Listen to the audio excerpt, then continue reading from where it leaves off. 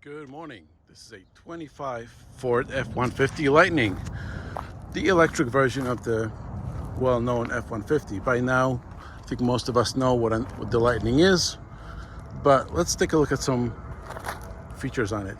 So the big feature for 2025, or a change, is the fact that you can now plug it at the Tesla Supercharger network. If you have a little connector that you put between this and a Tesla plug, which is in the front. We'll get to that in a bit. Other than that, it is still a 580 horsepower with a lot of torque electric vehicle. It's got a theoretical range of 320 miles, but I'll be honest with you, I am not getting anywhere near as that. The range does drop off quickly. The realistic range is more like 250 or so. Just something to keep in mind. And even though it can tow 10,000 pounds, that range is going to drop off rather quickly with any kind of trailer due to resistance and air resistance, road resistance, and the additional weight, obviously. This is the extended range battery, which has a 131 kilowatt hour battery, which is quite big. It is permanently all-wheel drive, which is a good thing. However, unlike typical F-150, you do not get to select which four-wheel drive mode you're on. It's just in it permanently. This one has a trailing package that increases the trailing range, trailing rating for I don't know what they did to do this. It gives you the pro trailer backup, and it gives you an e-locker that I haven't quite figured out how to operate, and a trailer brake controller. Let's pop the frunk, and let me get a key for this from the center console. I want to show you something in the back. All right, in the frunk, these are all your various connectors. This is your little cooler. This is USB charging ports and 4 outlets. This you use to get out if somebody lets you in here. Light switch, hooks, more hooks, very, very convenient. In here is a small 12-volt battery. The electric vehicles do have a 12-volt battery. And you got some tie downs over here. Overall, the frunk is really cool. Funny thing, I took this truck to a grocery store, and I forgot that the frunk existed, and I ended up putting all my stuff in the back. The frunk is very, very cool and very, very useful. Out here, you see the big difference from typical F-150 is that the lack of grille and a different kind of a light bar out front. Here is the problem with this vehicle that I have. My problem with this is, yes, I did open the tailgate earlier, is that when Ford introduced it, instead of introducing a Halo EV truck and make it something cool, something special, they introduced this and they made it look like a conventional F-150 that everybody gets. They didn't make it look like a Raptor. They didn't make it look like anything else. Just run-of-the-mill F-150. And I think this is where they failed. They failed not with the truck, which is pretty great. This thing is amazing to drive. It's comfortable. It's fast. It has obviously a ton of space. It has this accessory.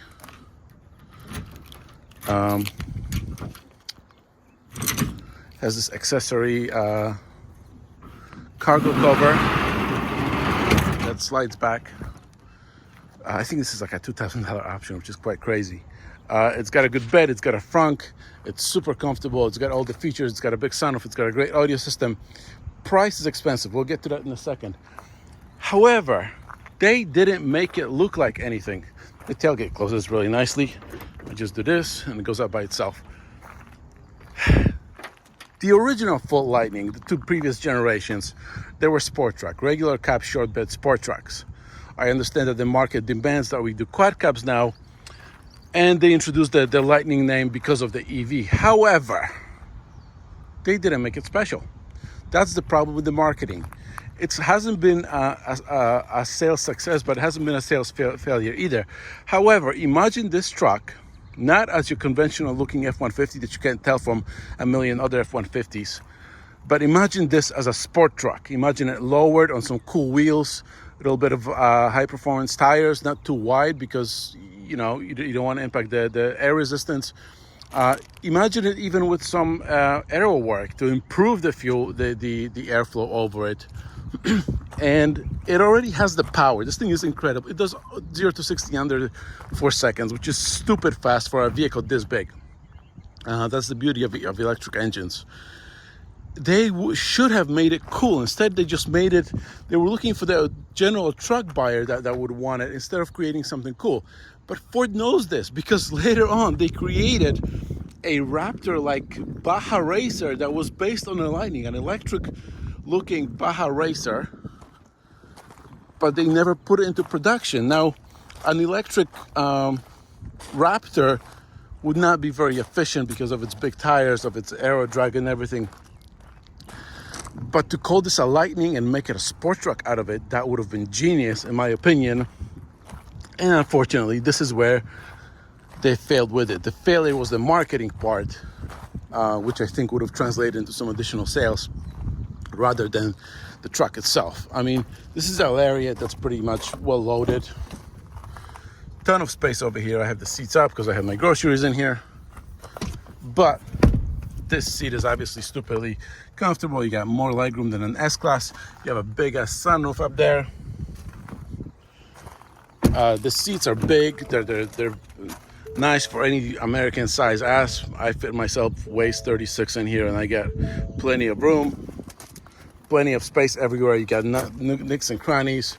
You got 2 glove boxes over there. You have, let me move this stuff. You have this work solution space where you can put your laptop. I mean, I always thought this was pretty clever. You have outlets everywhere. You got plugs over here, you got plugs over there. You got more plugs in the trunk. I mean, in the bed that I'll show you later. You have a huge center console. You have huge cup holders. Like any F-150, it is supremely comfortable to drive on the highway.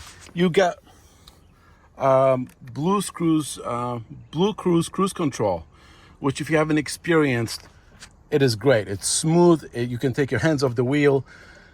It just drives basically all by itself. You need to keep your eyes on the road, obviously, but it's a really fantastic system. Not much else I can say to it. 320 mile an hour range is not good. I'm at 58% battery now, which says I can drive 150 miles. I do not believe that. I believe that to be a lie. I'd be lucky to get 100 miles out of it.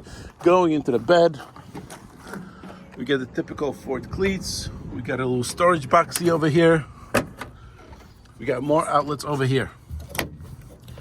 This is a 240 outlet. 120 outlets, more 120 outlets. I forgot how much power this one can put out, but you got big batteries in here that should, you can charge another EV. Actually wrote an article on it and prove that this could work way before anybody else actually did it. You got the man step over here. If you want it, with a man little handle to get in and out. Again, it's got all the features of a typical F-150, including the scales in the taillights, but it just looks boring. It looks boring. Say what you want about the Cybertruck. The reason why Cybertruck gets so much attention is because of its looks. Love them or hate them. And this just looks like an F-150, like another F-150. You really imagine you don't know anything about cars or trucks. You only need to go by the headlights. And for most people, that would take like a specific, they would need to go out of the way to look for it. There's a lightning badge, and the rear tail light is a little bit different too. But there's nothing that really, and it was intentional, that makes it different than conventional F-150. But I think that's also part of a mistake. They could have offered the conventional F-150 and a street truck, sport truck, and I think that would have made a big difference, because it is a hell of a performer in terms of just acceleration and performance. Yes, it's heavy as F, but you can make it handle that a little bit better. But nobody would expect it to handle that. But all the motors and batteries are down low, so you have physics working with you despite the heavy weight. So I think Ford missed the mark over there with that, with basically just the marketing. Otherwise, it's a brilliant vehicle. It can charge at up to 150 watts, kilowatts, sorry, not watts, kilowatts, which is quite fast. The fastest charger I found was 130 kilowatts. So that is your problem. You know, the automakers tell you that, oh, we can charge in 20 minutes. Yes, but you can't find chargers that are actually capable of putting out that much power. In terms of cost, unless you're charging it at home, charging it at public stations will cost you as much as gasoline, if not more, especially here in the state of Massachusetts, where our electricity is quite pricey. So do your calculations carefully. Great truck, boring looks, range is a little optimistic. Bye.